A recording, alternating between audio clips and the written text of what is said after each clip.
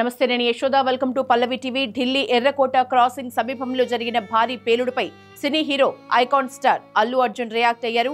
జరిగిన విషాద ఘటన విని చాలా బాధపడ్డారని అల్లు అర్జున్ చెప్పారు. బాధితులకు వారి కుటుంబ సభ్యుల క్షేమం కోసం హృదయపూర్వక ప్రార్థనలు చేస్తున్నానని చెప్పారు. బ్లాస్ట్ ప్రాంతంలో శాంతి తిరిగి నెలకొనాలని అల్లు అర్జున్ ఆకాంక్షించారు. హిస్టారికల్ రెడ్ ఫోర్ట్ క్రాసింగ్ సమీపంలో జరిగిన భారీ పేలుడు దేశవ్యాప్తంగా అలజడి రేపుతోంది. ట్రాఫిక్ సిగ్నల్ వద్ద కదులుతున్న వాహనం బ్లాస్ట్ అవ్వడంతో ఇప్పటి వరకు 12 మంది చనిపోయారు. మృతదేహాలు చెల్లా చెదురుగా పడిపోయిన తీరు, పేలుడు విధ్వంసం ఏ స్థాయిలో జరిగిందో కళ్లకు కడుతోంది.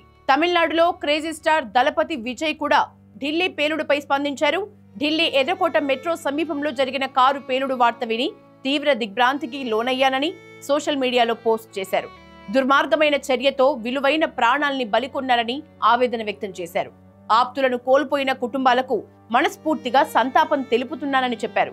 గాయపడిన వారందరూ త్వరగా కోలుకోవాలని విజయ్ ఆకాంక్షించారు. దేశవ్యాప్తంగా క్రేజ్ ఉన్న ఈ ఇద్దరు హీరోలు చేసిన ట్వీట్ ని అభిమానులు స్వాగతిస్తున్నారు. కామెంట్లతో మద్దతు తెలుపుతున్నారు.